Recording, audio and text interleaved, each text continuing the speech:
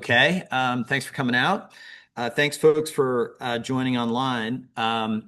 Just let me start with this number, and then we'll get further into the details. 120 megabytes. That number is the size of the text file that I downloaded last week from ChatGPT when I went through their privacy dashboard and requested all of the data that they had on me. And when I went through it, I recommend that anybody who uses ChatGPT do this. I went through it, and it was amazing and bracing to see everything, every word communicated both back and forth from me and back from it over the last like 2 years, all in one giant file.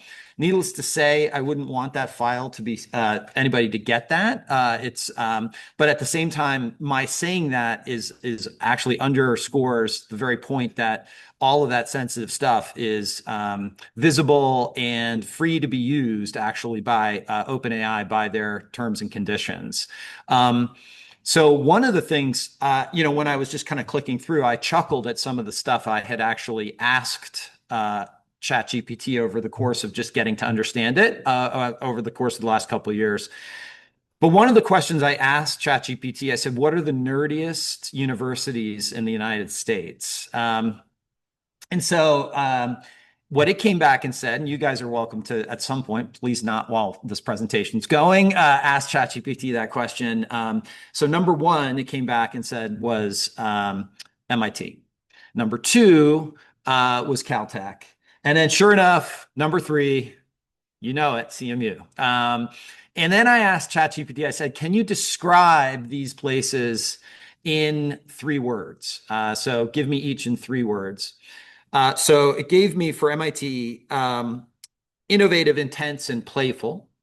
For Caltech, it gave me precise, pure, and if I can read my own handwriting here, and exacting. And CMU, it gave me, and I'm going to reserve that for the end of the presentation, so you guys stay with me here. I am John. I am an entrepreneur and I am a VC. DataTribe, just real briefly, what are we? Who are we? We are a seed stage venture capital firm. We're based in the Washington, D.C. area, and we focus principally on cybersecurity startups. We invest very, very early, meaning usually we're oftentimes the first money into the company, and we're very used to working with founders that are just trying to figure out how to kind of get their thing off the ground. That's kind of what we do for a living. There's a couple of things that kind of quotes I'd like to just kind of surface here at the beginning of this. So this is something that is from this book, Data and Goliath. So I don't know if you guys have ever heard of Bruce Schneier. He's a writer and also a cybersecurity expert. But it sort of speaks to some of the irony, hypocrisy with regard to the way sort of privacy is kind of thought about. And then, fast forward 9 years from this quote about, privacy being no longer a social norm to, in fact, Meta and Facebook sort of positioning themselves around privacy as this kind of key point of difference. You can see it. Certainly, Apple is much more consistent with their messaging, and they have, in a lot of ways, over time, built up a much more strong brand position around being trustworthy, particularly around things like privacy. So you can sort of see here, just over the course of the last sort of 10 or 15 years, this visualization does a nice job of kind of giving you a sense of the fact that there's just this increasing tempo and scale of data breaches. And if you continue on, it does continue on, the circles each year actually continue to get bigger and bigger. But this gives you a sense that there is something afoot out there as the world gets more and more digital. So one thing to know, and I'm gonna sort of lay these things out, I'm just kind of laying it out as a little bit of backstory before we get into the nuts and bolts of what we're actually going to talk about here. Um, Many people don't know this, uh, but one of the most active points of kind of cyber hacking and intrusion. By the way, I noticed this sign here has hackers. I think that I don't know if you actually mean hackers in the sense of cybersecurity there, but I like that on that sign there. But nation states are one of the only places, usually the only place where you can legally hack. So places like NSA have people on staff that are offensive hackers, and they are on the behalf of our government and other countries. Pretty much every major country has some sort of cyber espionage and cyber warfare unit akin to the NSA, or in the US, the Cyber Command. And they have thousands, literally thousands of people and very, very deep budgets and very advanced R&D to do offensive hacking. And many, many people that are building startups like you guys or building software products like you guys might think of hacking like, well, it's some criminals, it's maybe some, some people that are kind of like mischievous and they're just kind of playing with stuff. No, that's out there and true. But what's actually the most sophisticated and the most persistent of hackers is actually nation states that are trying to do things on behalf of their countries. And so part of what DataTribe does, and part of the reason we're based in the DC area, is that we are just down the road from NSA headquarters, and about half of our founders, in fact, come out of that community. A number of them don't come from other places like CMU and very advanced kind of deep tech kind of labs and R&D facilities. But it's just an important kind of concept that many people don't realize, that when I just sort of I just kind of checked my code in, and that code may in fact be interrogated by people in a nation state organization paid to reverse engineer it and find weaknesses. And that's just something to think about when you're kind of building your product. So as you're building your product, as you're building your startup, a lot of things come down to trust and trustworthiness. And in fact, I think arguably, I mean, if you listen carefully for the word trust in the way many people talk about AI today, and people talk about digital products in general, it's not hard to imagine that how much people trust your product will actually, in a lot of ways, kind of limit the potential of it. In fact, even today I was hearing about, I was sort of just catching up on the news, and a podcast I was listening to was talking about a robotics kind of a company that called Neo. You guys might know this company. And they have essentially a humanoid type robot that you can purchase for your house. But in the beginning, because it's still kind of under development, the V1 of it, you have to allow it to, like, they have these teleoperators that will kind of like remotely operate the robot while it's like in your house. And so in order to use it, you have to agree and be okay with the fact that somebody in a teleoperation center may in fact be looking throughout your house through this robot, which again, you think about the level of trust for that. I personally am not there, but it speaks to this increasingly intimate relationship that we're building with our technology as we build AI, as we build robots and other things. So let me get to actually what I'm talking about. So all of this so far has just been sort of a preamble to what we're going to be talking about. I'm going to give you a big picture. I'm going to go through a few startup axioms. I'll talk some about privacy and some about security, and then we'll have some time for questions toward the end. I'll try and keep an eye on the time to not go too long. One of the things is that this is, and that is a helicopter there, and it's a helicopter because this is a helicopter tour. Like these topics, there could be entire degrees, for each of these bullets, and we're going to be only kind of glancing at the surface. But the idea is to give you guys a kind of broad brush view so that you know what to peck into. ChatGPT or Claude or whatever, if you want to go deeper on different topics, and just to know what you don't know. So what is the big picture with all this? So information, that's what that is. And if you think about products, digital products in particular, they acquire a lot of data. And one of my colleagues at DataTribe often says, and it's not always the case, but cyber adversaries and they oftentimes are looking for data. And so, it's kind of like if data is the cheese, or you got to sort of focus on protecting the cheese because that's what people are going after. So you can build your app or your sort of system around this data, and basically security is the ability to enforce that, while privacy is deciding whether you want to reveal that data or not. And it's a subtle thing, but sometimes people throw security and privacy together and they glom it under the same general concept, but there is a difference.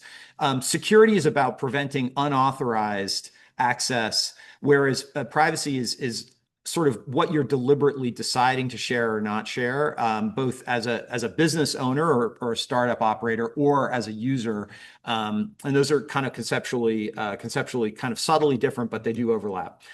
So how does all this apply to startups? And that is really kind of what we're talking about, because it is really important. The way you think about cybersecurity and privacy for a large company can be quite different than, at a startup. And it is really important that, notwithstanding anything I say in this talk, at the end of the day, if your product isn't successful, all right, or you don't get customers, nobody's willing to pay for it or whatever, it like almost doesn't matter. Like the rest of it is sort of moot, right? So it is like as important as cybersecurity and privacy are, and I'm massively passionate about them.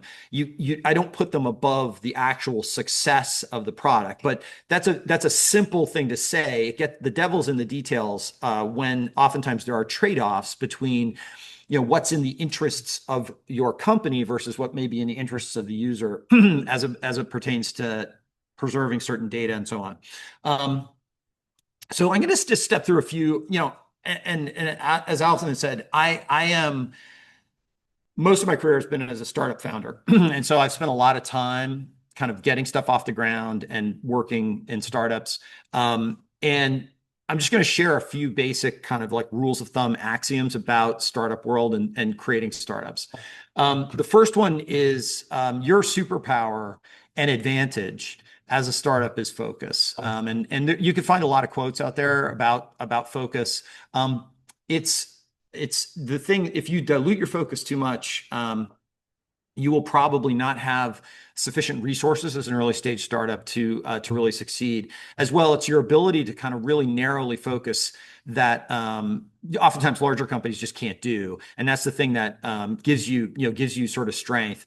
This awesome picture that you see is actually attempting to draw this thing called a water cutter. And so if you've ever seen this, it's pretty cool. You can see it, like YouTube videos of like these beams of water cutting through metal, and it's sort of a nice metaphor for how powerful focus is, but something to be very, very aware of, and something to, with every sort of kind of step you're taking, particularly with deciding whether to expand the scope of your product or your value proposition, you want to be thinking about how that relates to focus and whether it dilutes your focus and so on. So that's a key axiom.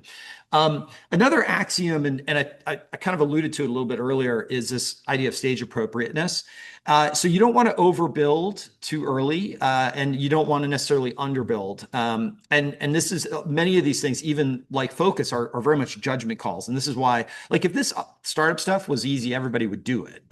So there's a lot of like judgment that you have to make. But the point here is that when you're thinking about security and privacy and all the other things that you do as a startup, like you got to think about, well, if I'm at the stage of having just 3 people and I'm working on the product and I don't have customers, that's different than when I have 100 people and I've got 1,000 customers. And the level of rigor that you need to bring to some of these functions kind of changes, evolves. That said, it's really important to remember that as you're building your startup, you are developing habits. And so you want to make sure that your general habits are pretty good, even if you eyes open decide to kind of relax certain requirements for yourself because you're very early stage and you don't need to invest in things like that. The other thing that's really important to remember as well about stage appropriateness is sometimes early on you need to make decisions that could either be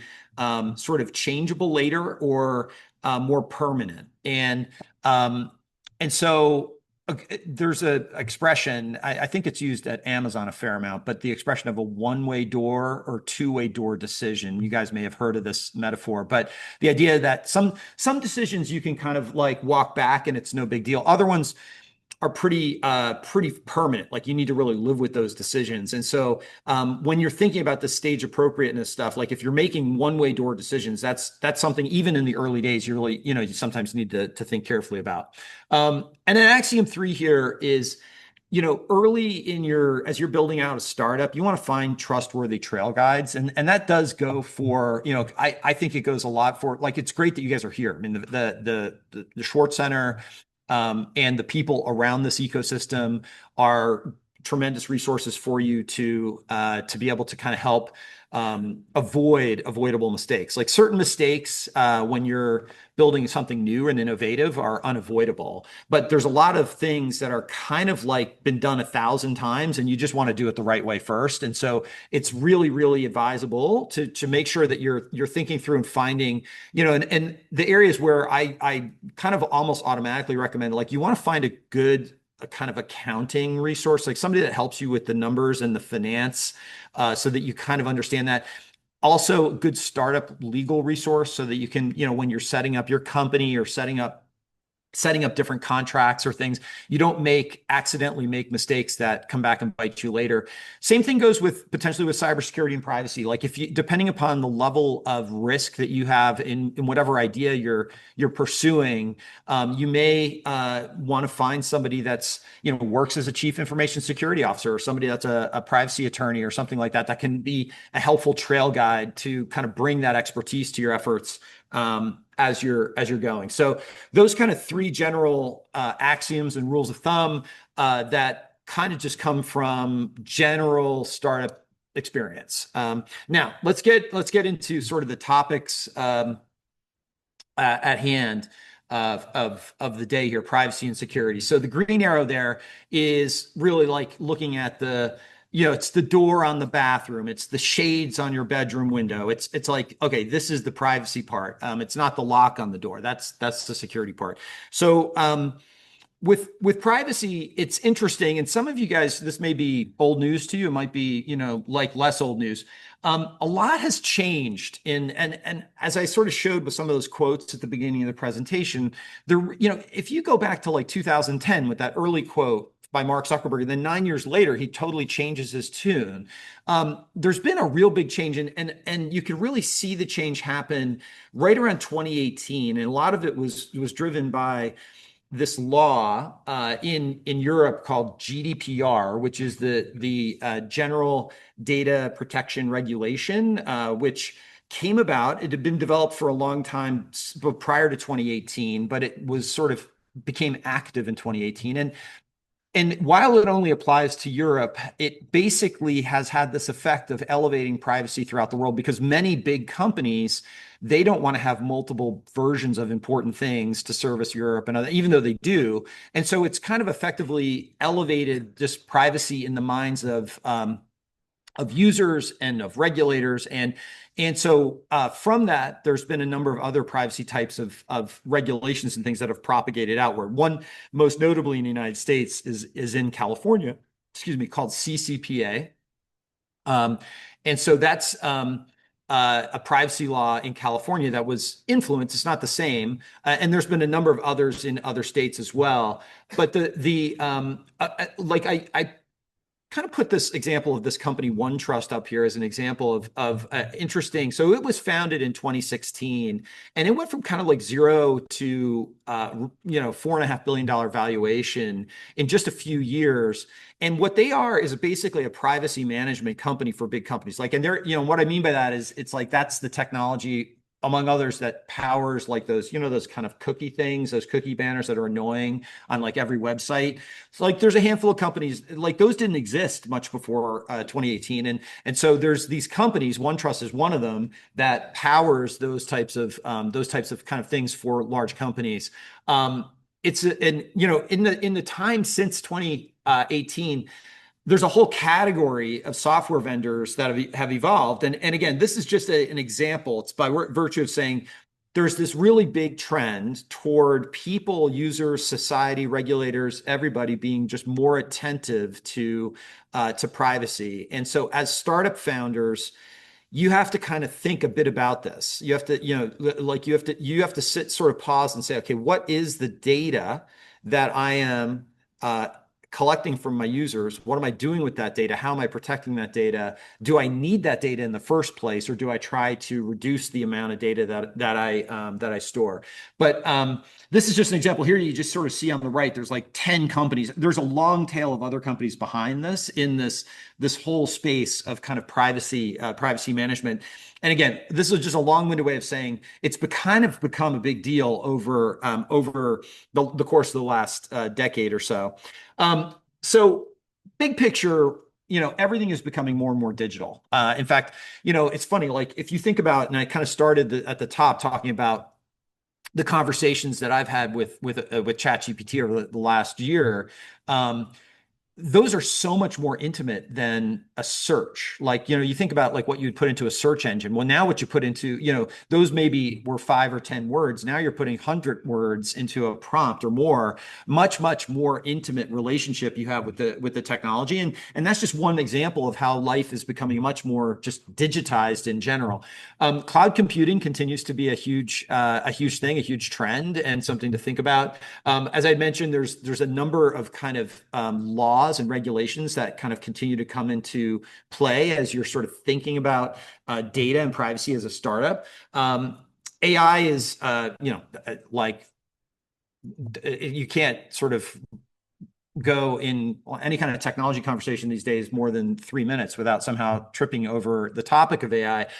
Bottom line, though, is that it's very data hungry, and so it's opening up whole new ways that people can use data, but also how users can inadvertently kind of give data in ways that may or may not be aligned with what they actually want to do. And so it kind of opens up this whole kind of new avenue of thought that you have to kind of think about from a product management and product design perspective. And then one thing I've learned working in the kind of cyber investing space over the last 8 years is that truly there is no system that's 100% secure. And so,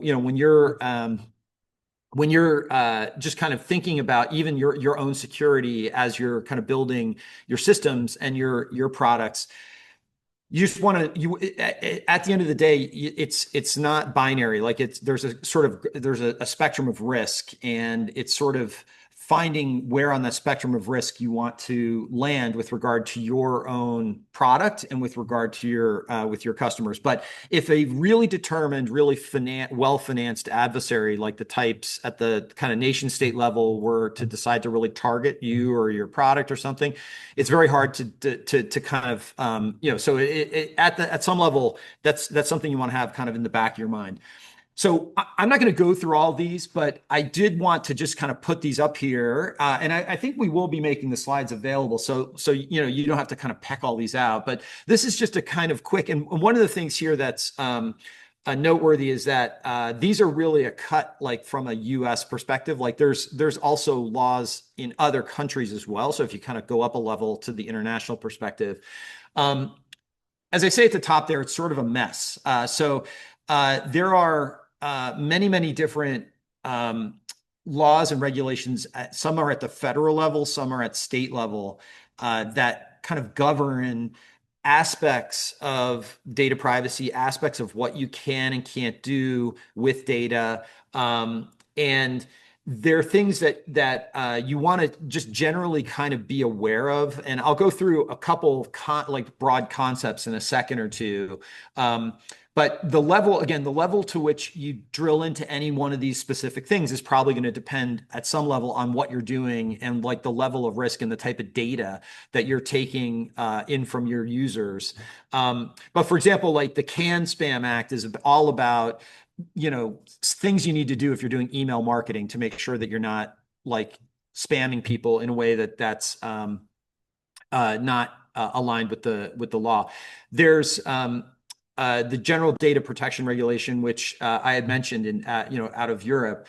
Fair Credit Reporting Act is a law that governs how credit reports work in the United States and what you can and can't use credit reporting data for doing, because there's certain discriminatory uses that people can use data to, and the purpose of the law is to try to avoid those types of discriminatory uses of some of the data. So big picture is that there's this kind of like relatively complicated landscape of laws out there. And as a founder, what you need to do is you need to be thinking, okay, like what is my intersection with these different rules, and what is my risk like on this kind of risk spectrum, and then that will sort of guide how much you really need to kind of invest in kind of making sure that you're compliant with all these. As you get bigger and as the scale of your business gets bigger, the compliance requirements will continue to go up. So one of the things that you have as an advantage as a startup, in addition to things like focus, is that you have a green field. So startups, it's incredibly hard. I mean, I've literally been through this firsthand, where you go into an organization that has some kind of significant technology legacy, and you're trying to change the legacy technology and modernize it to do something new. The fact that you can kind of start greenfield with brand new is a real asset. That's a real strength of a startup. So one of the things, just by virtue of being in a greenfield position, to the best extent you can, if you make smart decisions from that greenfield position, it really maximizes that potential for you, and not creating in some ways like your own legacy by cutting too many corners and maybe taking on compliance debt, types of things. So there's a few basic kind of principles just to kind of bubble this up from a kind of privacy perspective that sort of comes across in a number of these rules. One of the things just conceptually at the, kind of at the early stage founder level is you really do want to minimize what you collect. Don't collect data you don't need to. It's just these days with all the regulatory things, it's not, it's not a good idea. It's hard sometimes to say like what you need, because it used to be the rule of thumb before a lot of the privacy regulations came into place. The kind of best and standard operating procedure was to save all the data, collect as much as you can. Hardware and storage space is relatively cheap, and who knows, maybe I'll use it for something down the road. That's less the best practice today. I mean, it's much more you want to minimize the data and really only collect what you need, so that you're in custody and you're a steward of like the minimum data. So you want to make sure that you identify sensitive data. So there's not all data is the same. So sensitive data, and there are certain data fields and elements that are actually called out in different laws that if you happen to get hacked or breached and you lost certain data, it would have different consequences. So, kind of anonymous logging data or data about things that's like less sensitive. But like if you're working on an app that might deal with patient data in a healthcare setting or something like that, that's much, much more sensitive. And so you have to really kind of segment the data that you deal with in sort of by sensitivity, and then invest your energy and thinking about managing the data kind of in line with the sensitivity of the data. You, of course, want to carefully evaluate trade-offs. Like I said, there might be a very valid business reason that you have to essentially make some kind of move with regard to the use of your users' data or your customers' data that may be very important to your business, but maybe not 100% in alignment with what your customers would ideally want. And that's something where you have to really carefully think about it. It does happen, it happens all the time, but you just want to make sure that those trade-offs are intentional and well-informed, and that you're not just kind of doing it willy-nilly and kind of accidentally.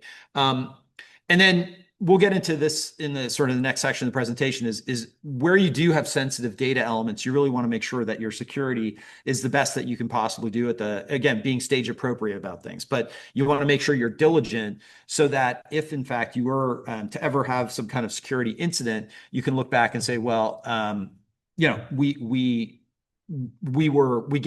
did industry best practices in the way we went about it. It sounds like you have a question. Yeah. So I do work on the private side, not on that. But I've seen that data also has value. Like if you were being acquired, companies do value the data that you have at some kind of like multiple. So how do you balance that? Like keeping in mind that this could be something that I can like, if things are not working out or just I get a good deal, like there's something that valuability, but also managing the traffic side and things like that. Yeah, no, I think that's a really good question. I think it speaks to this kind of bullet 3 here on the slide. Like there could be a very valid business reason. Like if you basically said, look, we are collecting up this set of data that we think could have potential value for an acquirer. And like we're not using it right now in our operation, but we're still collecting it. Maybe then you put it offline or you do something more like secure with it. So that would be an eyes open decision. It's intentional, it's deliberate, it's centered around a business strategy, but it's a trade-off. And that's what I mean by that third bullet. Like there could be certain cases like that where you intentionally decide to do something like that with an idea in mind, and then you're kind of introducing compensating controls to make sure that you're appropriately protecting that data. Yeah, it's a good question.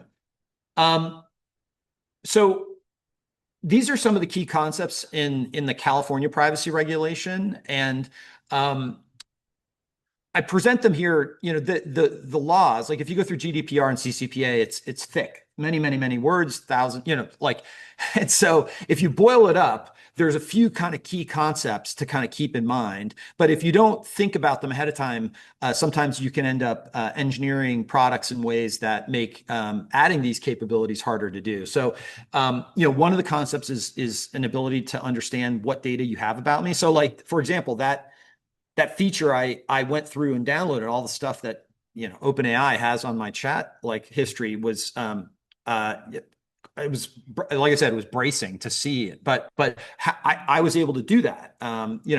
If some of these laws were not in place, they may not have that feature at all available to me. So the ability to delete that data. So customers and in this sort of realm, the individual users or for whom the data is about is called the data subject. And so these are sometimes called data subject requests if the end user comes and makes a request about their data. So knowing what purpose that data is for, and then the right to opt out of those purposes. So these are sort of high level concepts. Now, the infuriating thing and frustrating thing is that these are different. There's different law in Virginia and in Vermont, and there's different laws in different states. Colorado has their own privacy law. They're sort of similar. They're not all exactly the same. So like one thing about the GDPR is it's kind of common to Europe, but even there, the interpretation of GDPR at the country level can vary a little bit. So it is a little bit of a mess, like all of this stuff. But this is stuff just in general to be aware of. And when you're saying, okay, like, all right, I'm a startup, I don't have, like all this complexity, boil it down. This is sort of the boil down of like some of the key concepts that are in these laws. One thing to be aware of is that there are state by state, as I had mentioned, privacy laws, specifically data breach laws and privacy laws. And so this is just an example of some of the states. There is this tracker. So IAPP It stands, I think it's like International Association of Privacy Professionals. So the IAPP is pretty big. They have like 50,000 members, and it's like the world's, all the privacy nerds around the world in one place. But they have a tracker. And so if you really wanted to get into all the different kind of rights and things at like a state by state level, it's out there. I kind of put this, sort of out there for you guys to be aware of. Another thing is that, so there it used to be before, and these laws came out about 10 years ago. If a system was hacked and your data was in there, you might never find out. Like, and that puts you at risk. Like, that's a real problem. Like, if you have sensitive data and that system got hacked and the provider never told you, so that ended up getting kind of fixed with these disclosure laws. And so there are laws that required breach disclosures, and this is where it gets into very specific data elements are things that will trigger these. So, for example, the combination of like an email address and a name, if those two elements are stolen in certain states, that will trigger that above a certain level number of users, you, by virtue of that state law, have to notify those people of that breach event. And so this is, for users, it's great. From the perspective of creating compliant products, has made it more expensive and much more challenging to do. And it also has raised the cost of a breach. Like, if you have a breach, you may have to notify like thousands and thousands of people and then give them some kind of, credit monitoring. That seems to be the kind of de facto practice for a kind of a compensation back to users for a breach event that may have happened. But again, Baker Hostetler is a law firm. There's different trackers, but this is, you can see the link there. This is a tracker that kind of gives you a state by state picture of what the breach laws are, but pretty much breach laws in every state. The thing just to know about is if your system gets hacked and there's certain combinations of personally identifiable information, PII, that gets stolen, that may trigger the need to do disclosure out to those people in order to be compliant with those laws. Okay, so if you kind of, again, boiling this down, if you kind of create a 2x2 and you think about it, on the vertical axis there, if you have regulatory complexity, and then on the horizontal axis, you have kind of data and or operational sensitivity. You can kind of think about it, just boil it down. Like, okay, like if I'm recycling batteries, I'm not dealing with a lot of PII. This is like, and regulatory complexity is lower. If I'm doing workforce analytics, for instance, maybe it starts to get more sensitive, but there's still a little bit less in terms of regulatory complexity.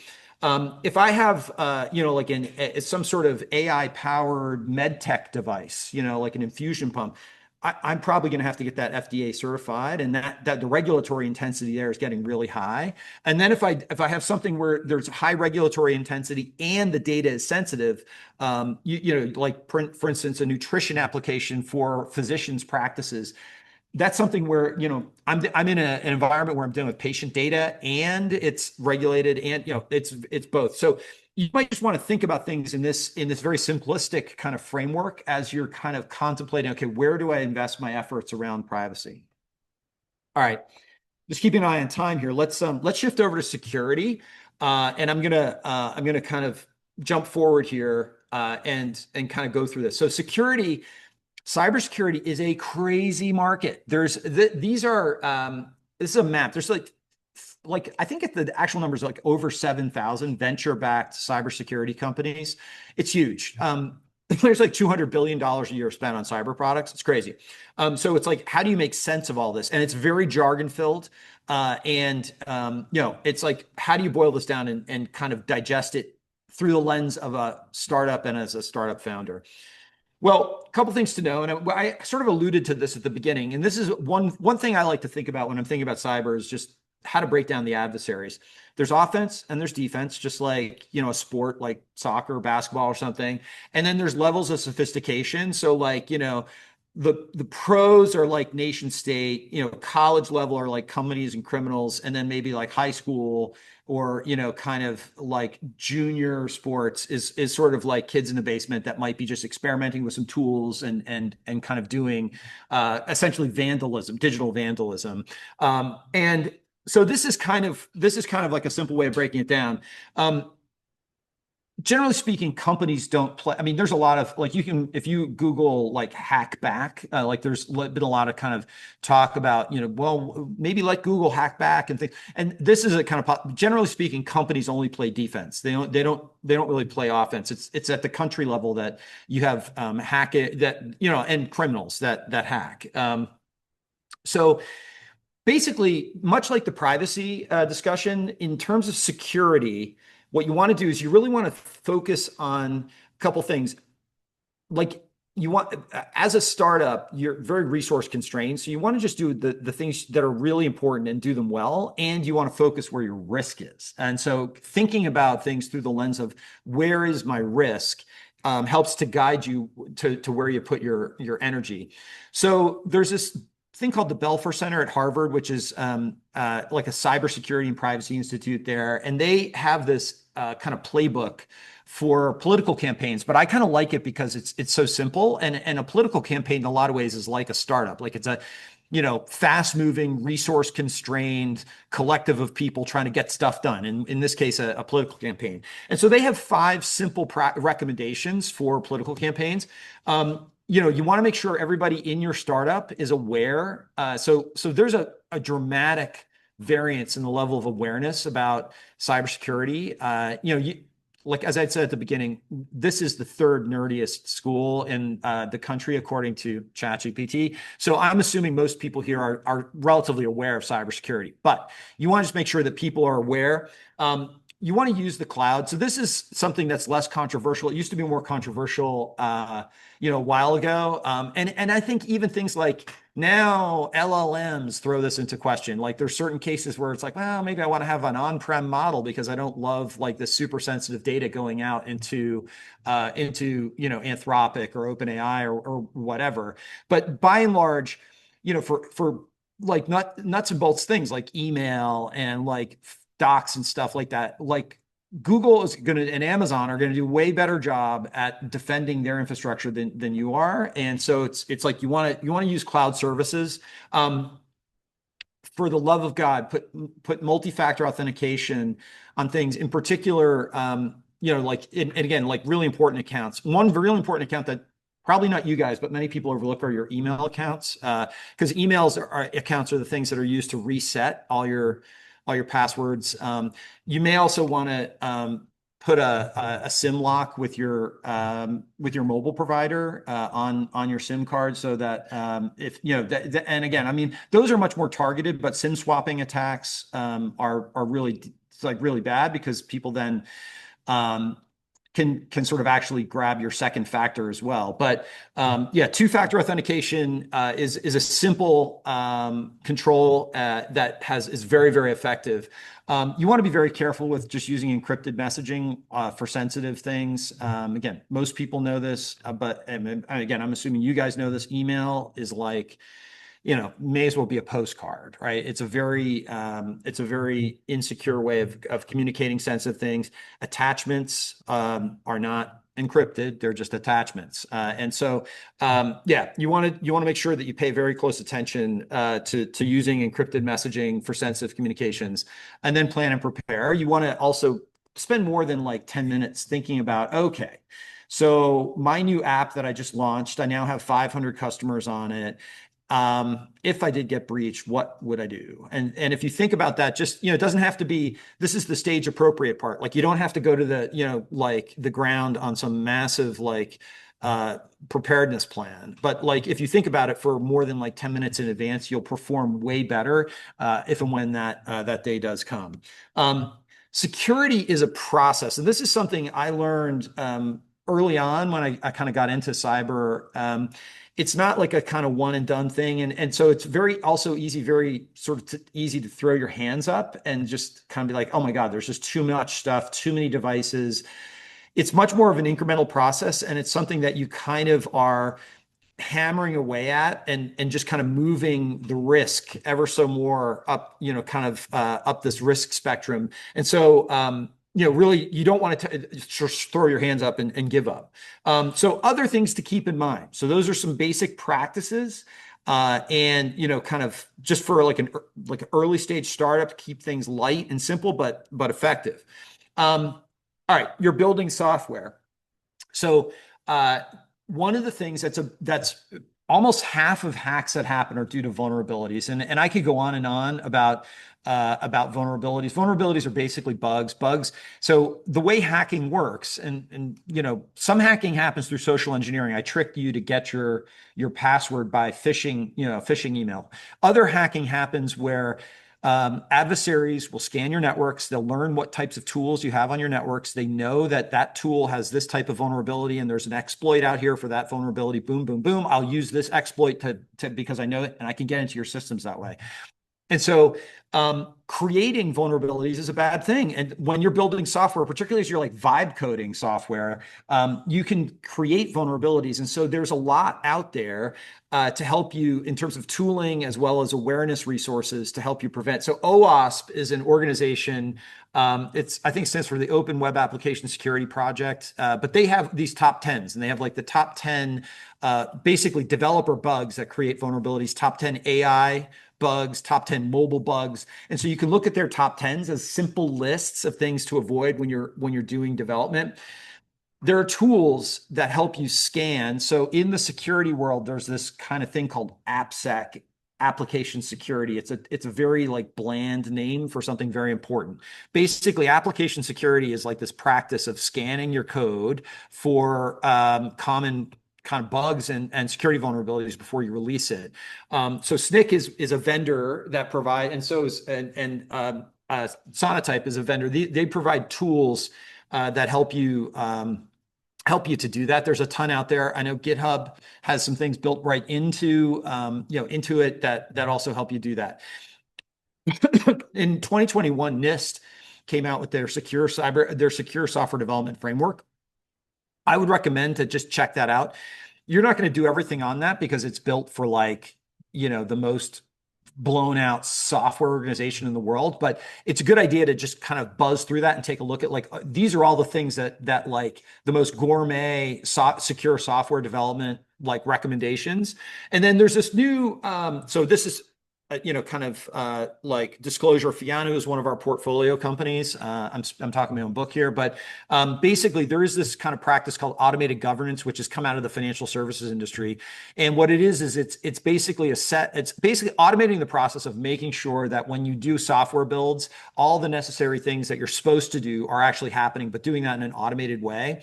And so Fiano is an example of a product. There's others out there. They're open source tooling that you can hook into your CI/CD pipeline to make sure that as I'm doing a software build, like it's doing the necessary code tests, and those are passing before it actually will allow that code to be released.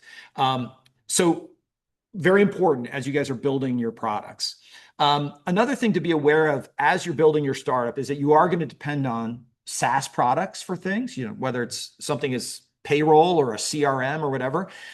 If you put your customer data into a CRM tool, that's a sensitive connection. I mean, you're putting, and so like Salesforce, like Oracle right now has been going through a breach event where their business suite, like tons of the customer data on behalf of all these Oracle customers is getting siphoned out or has been siphoned out, and it's a huge issue. So it's like you want to just be aware that when you are adopting a third-party product, like you're putting sensitive things in there. So you want to make sure that you check out the security practices of those products. Most of these are kind of like name brand things, but you might decide that some more niche product is something that fits your need. You just want to make sure that if it's a niche product and it's a small company that you're working with, that you're paying attention to that. Conversely, if you are the small company trying to sell to somebody, they're going to do the same thing to you. So you want to be aware that your customers are increasingly going to be scrutinizing your security practices.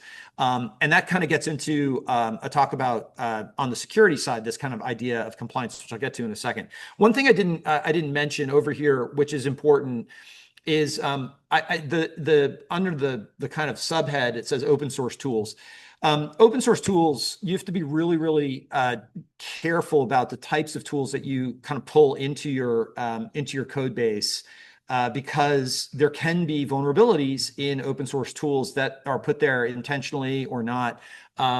And so that's something that you also want to make sure you're subjecting to scrutiny and scanning. Okay. Um, your customers and business partners will increasingly scrutinize your security. One of the things that's definitely happened over the course of the last 5 or 10 years is that terms have been put into contracts. And these are things you want to pay attention to. Like when you start talking about like, okay, me little startup, I'm gonna basically indemnify you. I'm going to guarantee you, customer, if your data is breached from my system. Like these are the types of terms that are being put into contracts.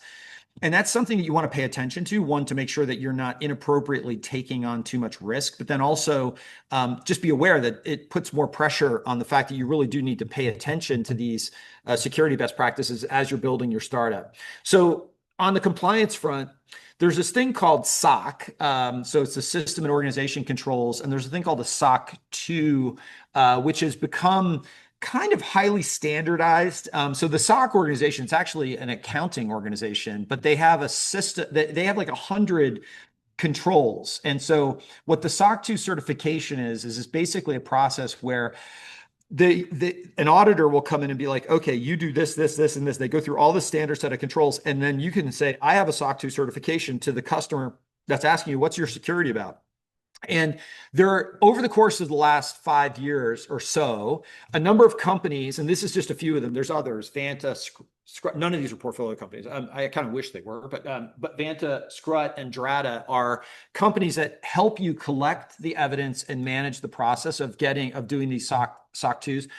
Our portfolio companies, which are all startups, of course, many of them use Vanta, but one of them actually just switched from Vanta to Scrut and said that it's very good and much less expensive, just FYI. But if you are wondering about the details, like the nuts and bolts of these kind of security compliance things, if you just even go on to the websites of any of these tools, there's all manner of information on there that will give you kind of more detail as to like, what are all the controls that go into a SOC 2? There's a lot. There's like a long list of controls.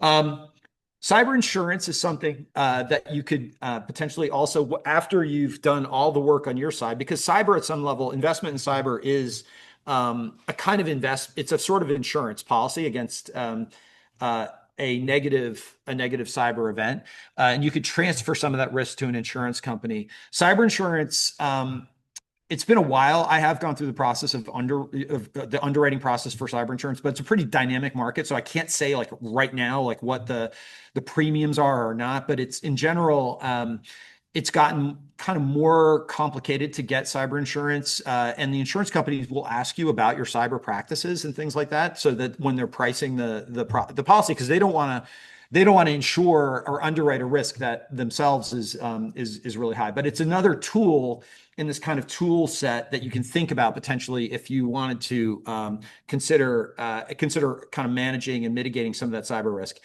Sort of like with the privacy, if you think about it, it's kind of like a 2 by 2. You've got industry risk, you've got digital intensity. So how digital is my business? And certain industries are targeted more than others. Just like certain industries have more privacy regulation. And so, agriculture, construction, they're becoming more and more digitally intensive, but less digitally intensive, lower industry risk. If you've got mining and government, real estate, gaming, all the way up to like things like fintech, financial healthcare, where there's a lot of digital intensity and there's much, much more industry risk because they're much more targeted. And so you just want to kind of think about all of these recommendations. You want to be running through kind of a filter of risk, and you want to invest your energy where the risk is. So with that, I'm going to leave you with a couple of resources. Now, disclosure, the company behind this is a portfolio company, but CyberWire is by far, if you are interested in cybersecurity, it's a daily podcast. It's like NPR. It's super high quality. It's like 20 minutes, everything you need to know about cyber that day. CISO Perspectives is a podcast that's done by CISO, and it provides really, really great understanding of how chief information security officers at big companies think about security. Caveat is about privacy, policy, and law. And CISO Perspectives and Caveat are weekly. And so the CyberWire is daily. And then these are email briefings that you can, once a week, the week that was gives you a rundown of everything that happened in cyber that week. So as Bruce Schneier, again, read Data and Goliath, great book. Complexity is the worst enemy of security. So with that, let me close, and we've